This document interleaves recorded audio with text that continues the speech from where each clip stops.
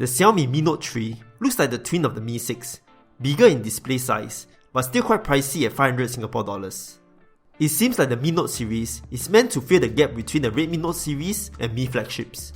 Xiaomi to me is blurring the lines more and more with these variants. In terms of design, there isn't much difference with the Mi 6, with the exception of the screen size, 5.5 inch to be exact. It has the same glass back that wraps around all four sides onto the metal frame to give it that seamless design. It feels pretty light on the hands at 163 grams, even with a 5.5 inch screen. It's even lighter than the Mi 6. Using it naked will be difficult with the glass back, but they also included a TPU case in case you need it. The TPU case is simple, but it gets the job done.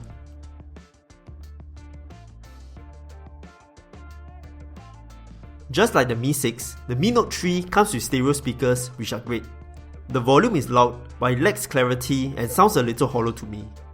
The speaker at the earpiece sounds softer and less punchy than the bottom ones, but on the whole, it's still good. It's also missing a headphone jack, and they provided a Type-C to headphone adapter if you need to use wired earphones. It's troublesome to bring out and easy to misplace since the adapter is small. For me, I still prefer using Bluetooth earphones.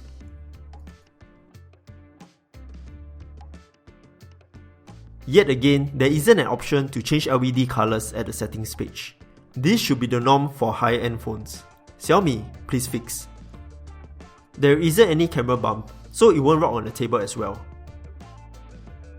The fingerprint sensor has the same design as the Mi 6, concaved and made of glass. It's easy to locate, feels nice, and works pretty fast. For daily use, the buttons are quite reachable, but I need to stretch my fingers a little. It's very clicky and provides a nice feedback. As I've commented in the Mi 6 video, the Mi 6 has the best design so far for their smartphones. Likewise for the Mi Note 3, since it's similar, but the design could add some unique features to differentiate the Mi Note series. Anyhow, it still looks very sleek and feels premium. The 5.5 inch display has 550 nits of brightness according to their website. I can still see the screen content when using it outdoors with direct sunlight. It has Full HD resolution with 403 ppi, sharp enough in my opinion. Colors are saturated and bright, and you can adjust the colors and contrast in the settings. I prefer it to be automatic contrast as it looks the best to me. The capacitive buttons are backlit and labelled as a dot. The functions can be changed to be menu or back buttons on either side. You can also change things like what to show when menu is being pressed and long press behavior. The fingerprint sensor is accurate and unlocks very quickly. The display also turns on almost instantaneously. A new security feature is Face Unlock. Initially, I was a little skeptical about all this face recognition, but it turns out it works pretty fine for me. I tested with spectacles on and off, and it's still able to unlock the phone. I can say it's 90% accurate and very fast, but of course, it's not as secure as a fingerprint, but still a nice feature to have. The Mi Note 3 is available in two configurations, 64 or 128GB of storage, and 6GB of RAM. Fresh from the box, it has around 51.84GB free for the 64GB model that I'm using. Usually, their higher end models are missing the microSD card slot, and sadly, the Mi Note 3 follows suit. Good news is that it supports USB OTG for the extra storage. Dual SIM is supported with 4G plus 3G, but only one SIM can be 4G at any one time, with the other being 3G. There are also settings like default dial or internet SIM and voice over LTE. What's new with Xiaomi phones is the Snapdragon 660 and Adreno 512. The Snapdragon 660 is the successor to the Snapdragon 653, designed to have near flagship performance in the mid-range market. It also brings with it Bluetooth 5.0 and Quick Charge 4.0, but the Mi Note 3 only supports Quick Charge 3.0. Antutu scored 110176 and Geekbench scored 1559 for single core and 4977 for multi-core, similar to the Snapdragon 820 series. Performance was excellent for gaming, screen loads fast, graphics was smooth, couldn't find or notice any slowdowns. The phone runs pretty cool when I tested Galaxy on Fire for about 20 minutes.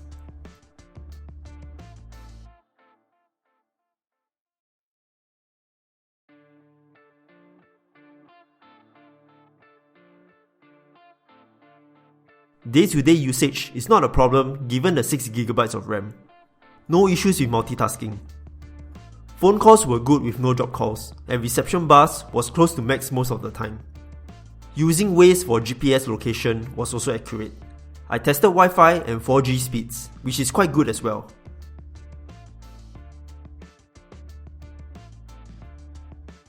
From the box, the Mi Note 3 is running Android 7.1.1 on top of MIUI 8.5. As usual, this is a China ROM. No Google apps are installed.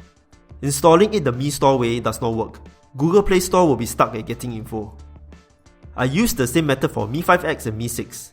The link will be in the description box below. So far, all the Xiaomi phones I have reviewed have the same exact MIUI and settings. So later, head over to the video link below to check out the software features of the Mi Note 3. I'm planning to do a dedicated software features video for future MIUI versions too. Just for the record, the lag at the settings page still exists.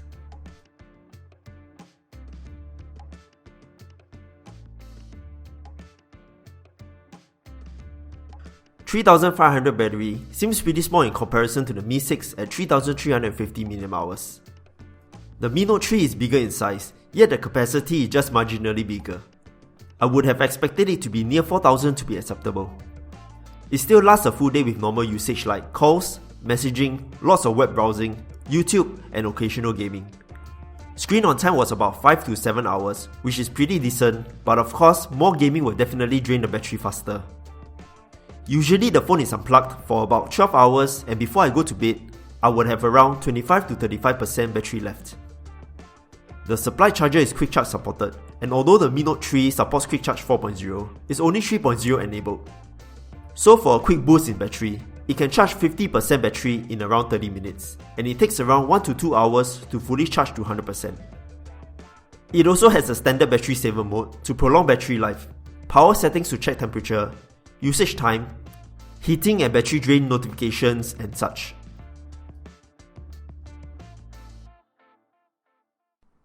The Mi Note 3 features dual 12MP wide camera and telephoto lens with modes like Portrait, Tilt Shift, Panorama, Handheld Twilight, and Beautify. Filters can be accessed by tapping on the triple circle icon, and a dedicated HDR button is at the top right.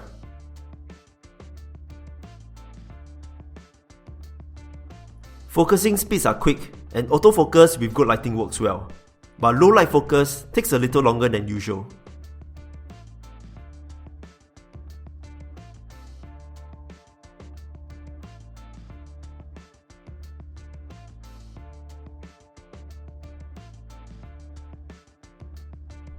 Macro shots are pretty good and don't get blurry if taken it right.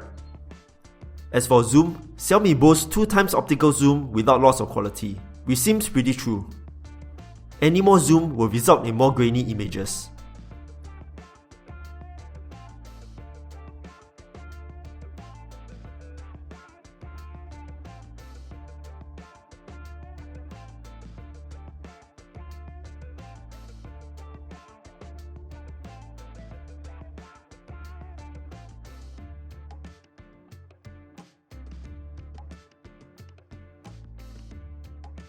Portrait mode can be turned on by the icon at the top.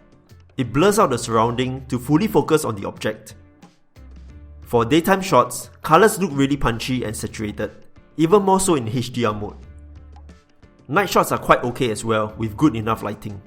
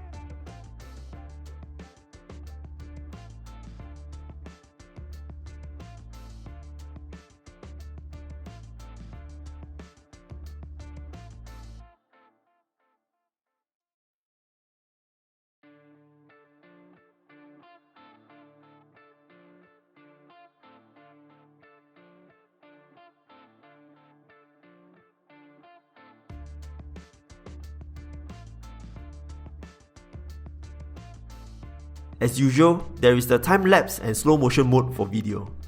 It can also record up to 4K resolution with support for OIS. I tried moving the phone a lot in the video, and the OIS maybe just helped a little.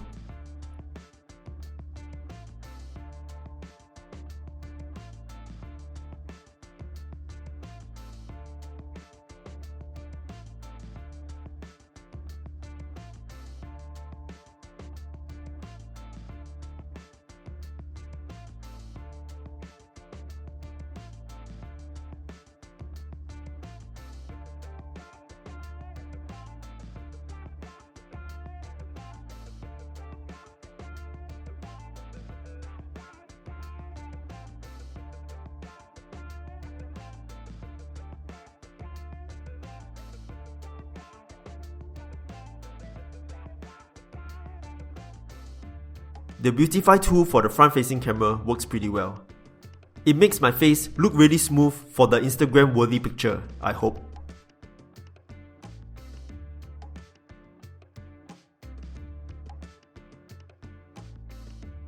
Apart from the new Snapdragon 660, there isn't much wow factor from the Mi Note 3. Whatever features here can also be found on the Mi 6, which seems like a better choice. Just by topping up a little more cash, you can get Xiaomi's flagship device. The Mi Note 3 is still a very capable device, and those that prefer a bigger screen can consider it. Or Xiaomi might just spawn another variant, the Mi 6 Plus perhaps? That's all for this video. I hope you enjoyed it, and if you do have any questions, please leave a comment below. Feel free to leave a like if you enjoyed it, and subscribe to see more such videos. Thanks for watching, and see you guys in the next one.